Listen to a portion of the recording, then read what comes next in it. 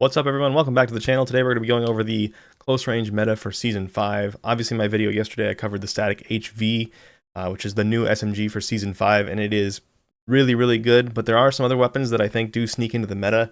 I think that's probably going to be the best option still, the StaticHV, but I do want to talk about some of the other ones that are contenders and are actually better in certain ways. So we're going to use MetaGen today to get started. If you don't know what MetaGen is, it is a tool on True Game Data. It's a premium feature that I built. It's basically a giant AI optimization algorithm that will try to build the best possible weapons for your specific setup. So you can select close range or long range, trios or quads. You can force the weapons to be suppressed or reserve a slot for the optic, aka only use 4 attachments.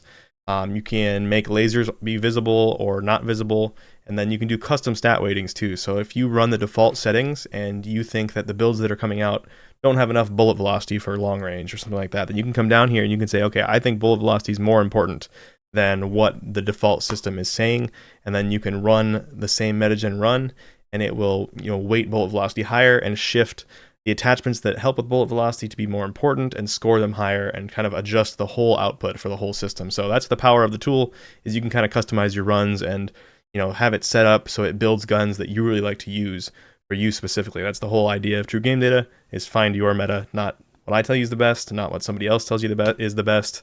You can actually kind of tweak this and test things and find what's the best for you. So for today, what I'm going to talk about is just the default output, and then we'll take like the top 5 weapons or something like that and go compare them on a TTK chart so I can explain to you how it all works and kind of what I think the different weapons excel at. So I like to say that anything that scores over about a 9 is a usable weapon, a pretty good weapon. Anything that scores over a 9.5 is exceptionally good. So right here we have the DG58 LSW at 9.04. That is the first weapon that is over the 9.0 mark. This is with the Jack Nightshade rifle conversion kit that makes it more of an SMG. Next up we have the Striker 9.12. Still not super great, but it's a usable weapon. We got the WSP Swarm at 9.16. FJX Horus, which is a fast killing weapon, but just most of the other stats make it so it doesn't kind of compete very well. At 9.29, that is in the gold position here. We have the BP50 with the Jack Revenger kit. This is a SMG conversion kit for the BP50. Gives it a really good time to kill, but similar to the Horus, it's just like the other stats just make it kind of hard to use compared to other SMGs. Then the first option over a 9.5 is the WSP9.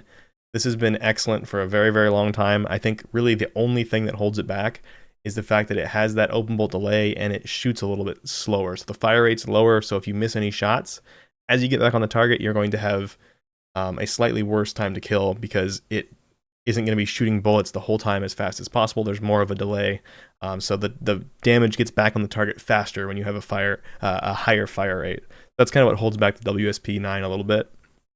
And then also at 9.57, we have the Superi 46.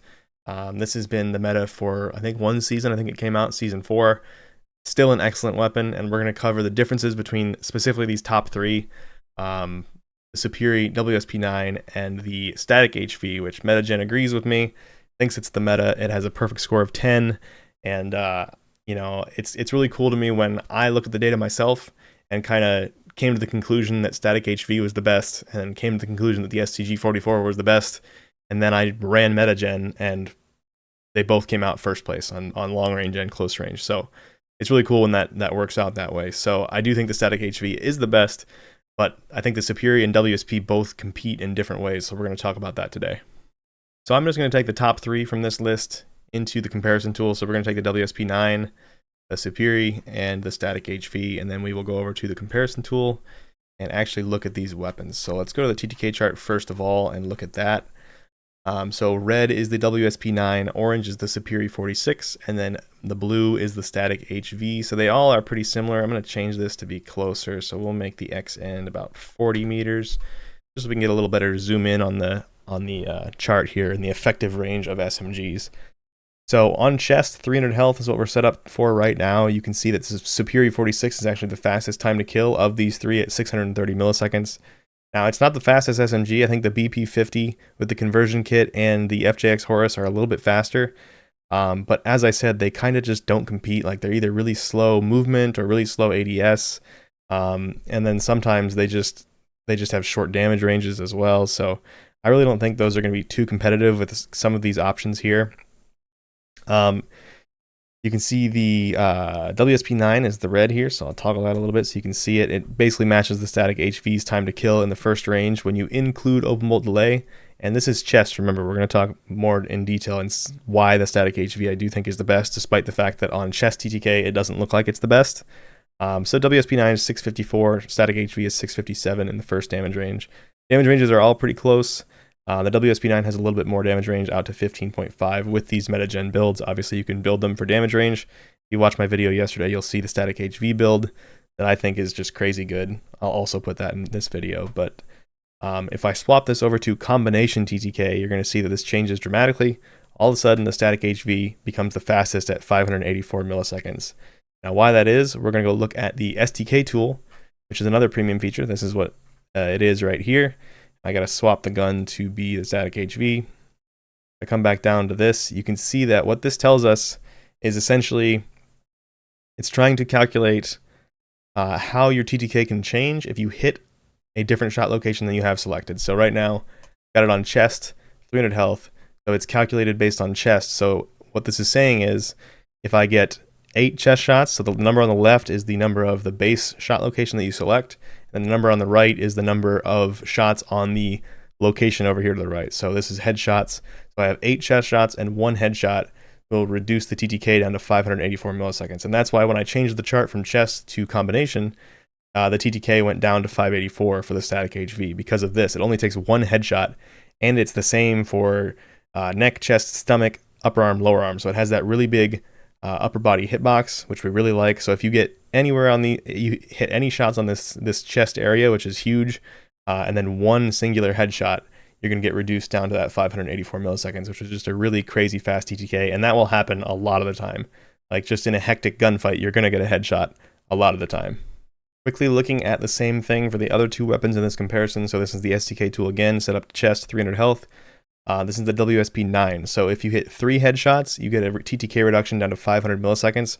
That's going to be not super common, especially because these other shot locations, so stomach, upper leg, and lower arm, all have lower damage than the chest. So if you hit a few shots in those shot locations, you're going to end up needing at least 3 or 4 headshots to reduce the TTK. So it's not going to be as common with this weapon. It's still possible, but that StaticHV with just a single shot to reduce the TTK is much, much better than this.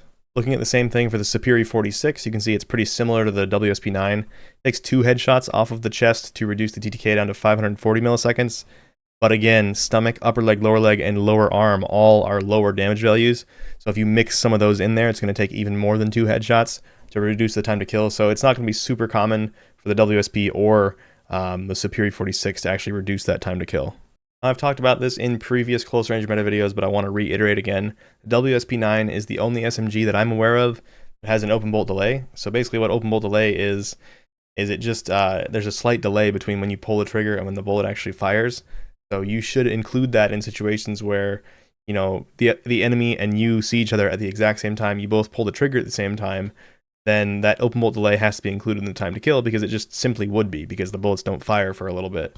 But in other situations where like they don't see you first and you pull the trigger, there's a little bit of a delay, so they can't react to you shooting them until they feel a bullet hitting them or hear a gun being shot. So in those kind of situations, the open bolt delay doesn't necessarily have to be included.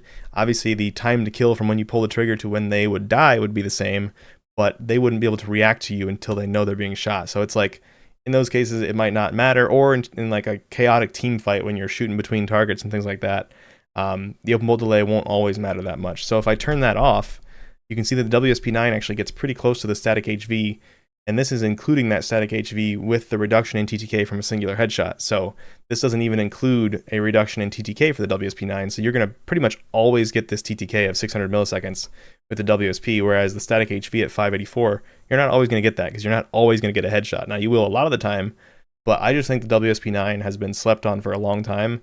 One of the big downfalls is just that it has that slow fire rate that I mentioned in the intro. That makes it a little less forgiving when you get off your target, but I just think it's a fantastic weapon overall. The Superi 46 is also really, really good. It's just consistent. It just sits at this 630 millisecond TTK, and it's pretty much always going to get that. It has really easy recoil. It has really fast movement speed, things like that. They nerfed the movement speed a little bit in this patch just to make people think that they were nerfing it, but the damages and everything have stayed the same, and the movement speed is still excellent. So it's still going to be an S tier pick. I think that these three are clearly the best for Season 5. I think the StaticHV is going to be tough for people that are at the top end of the game to really love, just because it's going to have that inconsistent TTK where it's either going to be the fastest or it's going to be the slowest of these three, whether or not you get one headshot. So I think that it's going to be very competitive in the meta, and for most people, I think it's probably the best pick. For absolute top tier playing in tournaments kind of players, I'm not sure they're going to like it because of that, because they want consistency. They want the gun to do the same thing every single time.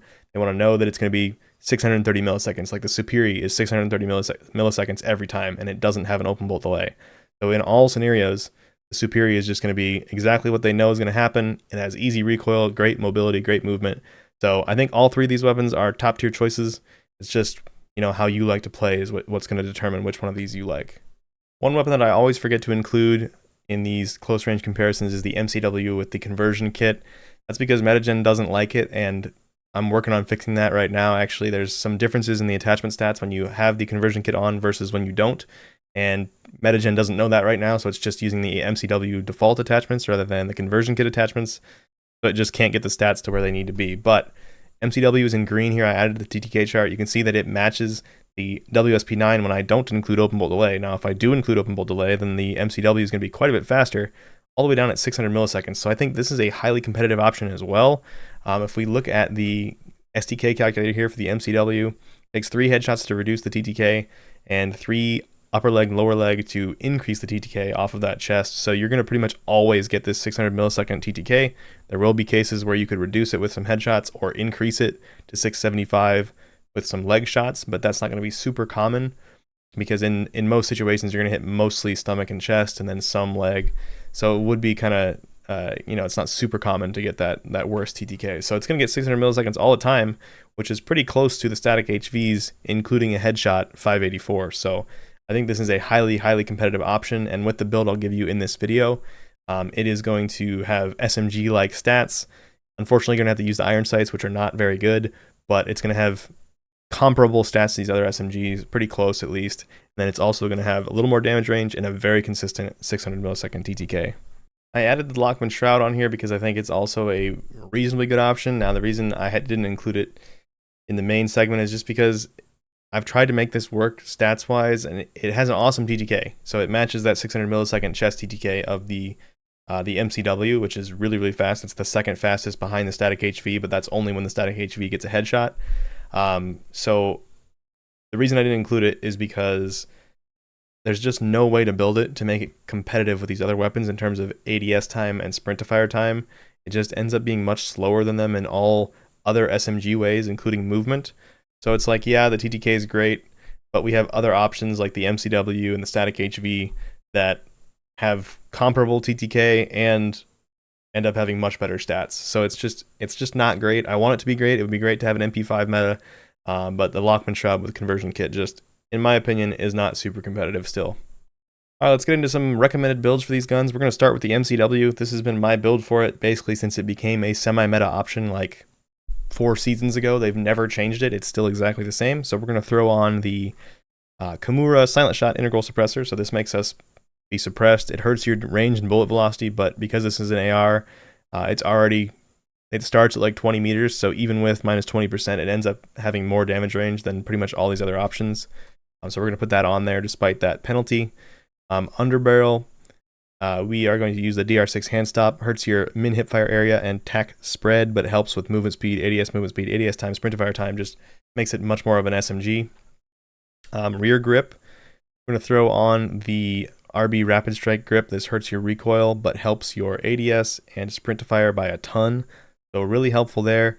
You could either replace the DR6 or the RB Rapid Strike with the SL Razorhawk laser light, but I don't really like to use lasers in this game. I feel like it just gives away your position too much.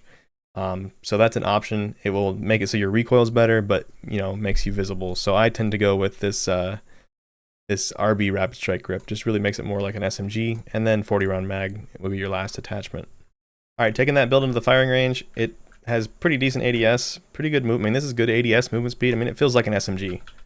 Sprint to fire is pretty good. Also, you have no You do have visible tracers, actually. I thought that first shot didn't show any, but it's very accurate. It doesn't have quite a bit of recoil, but I just really like this because it has that consistent 600 millisecond TTK at most ranges. So I think this is a highly viable option that's kind of been forgotten by the community, and I've always really enjoyed using those kind of weapons just because, I don't know, I like being different than other people, but finding things that are really good, which is kind of why I built TGD in the first place, because I was obsessed with trying to figure those kind of things out.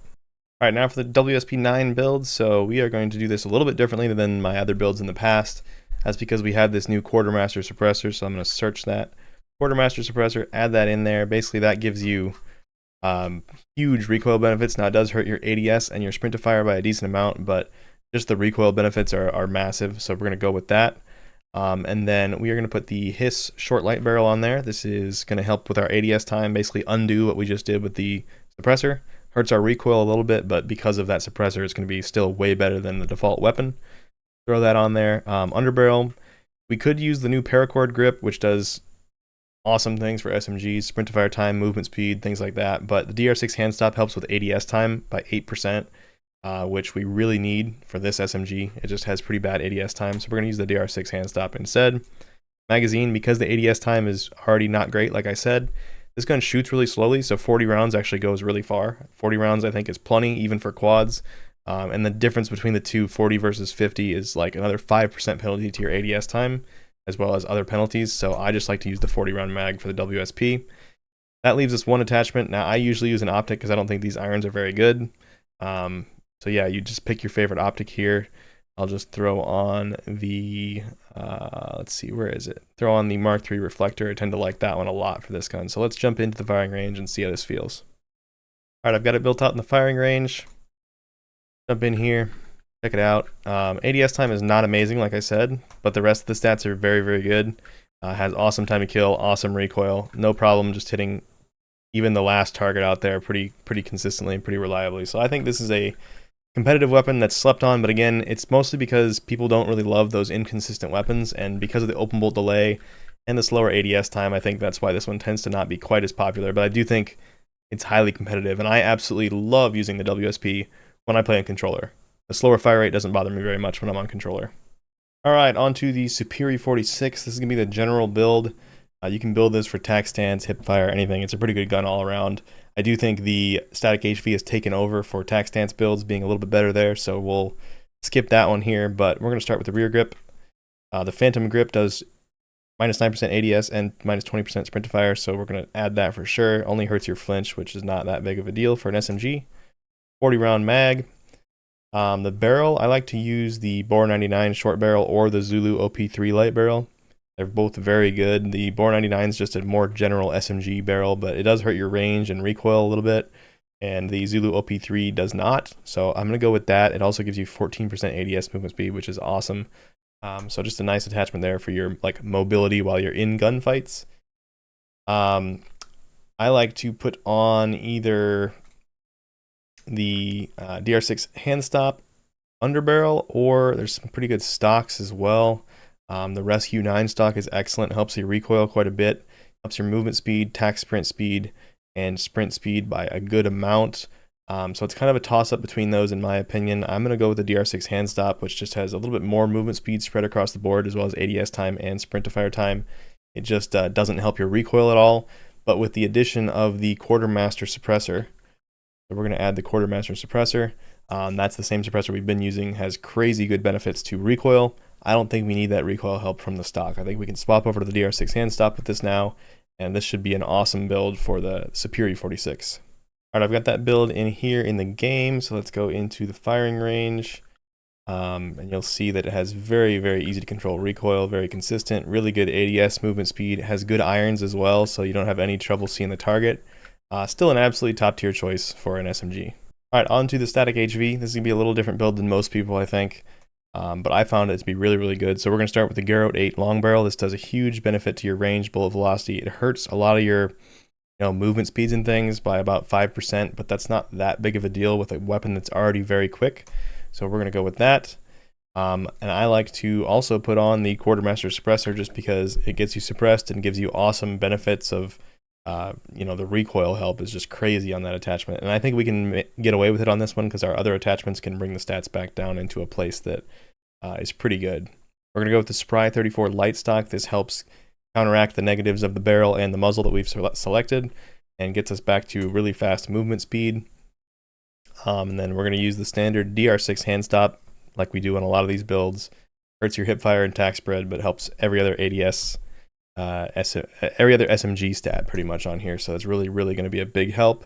And then this does have quite a bit of visual bounce. So I like to go with the Jack Glassless optic. This is the one that helps with that firing aim stability, which is a stat that helps with visual recoil. And this build is just pretty crazy to me. This 25% damage range brings the first drop off out to 20 meters. So you have that awesome potential of 584 millisecond TTK out to 20 meters, which is awesome. Just a really good gun right now. All right, I've got that build that I just went over for the StaticHV. Let's take it into the firing range, see how it feels. Good ADS time, really good ADS movement speed, extremely accurate because of that quartermaster suppressor, and you've got 20 meters of range for that first drop off. So I think this is going to be really hard to beat as just the meta SMG in general. But you know, I've talked about it all in this video, so I don't need to go over it again. There are some other weapons that have positives that could still be usable for sure. All right, now I said the StaticHV has kind of taken over in terms of tack stance as the best tack stance option as well. So we're going to start with the Garrote 8 long barrel. This one does 25% damage range. It does hurt your tack spread by 9%, but you're going to see there's enough other attachments to make this still have ridiculously good tack spread, and that 25% damage range is so valuable even when you're doing tack stance builds. So still going to go with that barrel. You get the Thar V1.2 grip. This just does 12% tack stance, which is pretty huge. Then there's this GRZ underbarrel grip here that we're going to use. So I need to add this to TGD. It's not on there yet because it's a new attachment, but this does 18% for your tack spread and only hurts your ADS and sprint to fire a little bit. So that is just an amazing attachment there. And next up, we are going to use the SL Tack Hive. This does minus 22% to your tack stance spread, which is crazy. Also helps your sprint to fire, getting it down to 85 milliseconds, which is awesome. And then the last attachment is kind of a trade up between whether we want to put a suppressor on there. So you can put on either the Shadow Strike suppressor or the Sonic Suppressor S would both be good options for this. But you can also get away with using a laser on this because if you see the point G3P over here helps with your tack spread by 14%, and it's visible in hip fire, not tack spread or tack stance. So if you put that on there, if I take this into the firing range, you're going to see that the laser is visible now, but if I go into tack stance, it is not visible. So you can walk around in tack stance, get that huge 14% tack spread benefit, and not have to worry about the laser being visible. So this is like crazy accurate, really good time to kill, all the way out to 20 meters, and I think it is the new tack stance king in the game for sure. All right, that is it for the video. As always, the absolute best way to support the ongoing efforts of True Game Data, me, Christina, the front-end developer, for the YouTube videos, the website, the best way to support is just a direct subscription through True Game Data. You get all the premium features on the website, so you can help find your own meta for $5 a month, and it helps me be able to just make whatever YouTube content I want and just be honest with you guys. I don't have to make sensationalist clickbait content. I can just be honest because I have a second form of income. I don't have to try to play the YouTube algorithm. So I greatly appreciate any support, whether you are a subscriber or not, whether you're just a YouTube subscriber, whether you're just a YouTube watcher. Appreciate all of you so much to allow us to do this as a full-time job. So thank you so much. I hope you enjoyed the video, and I'll see you in the next one.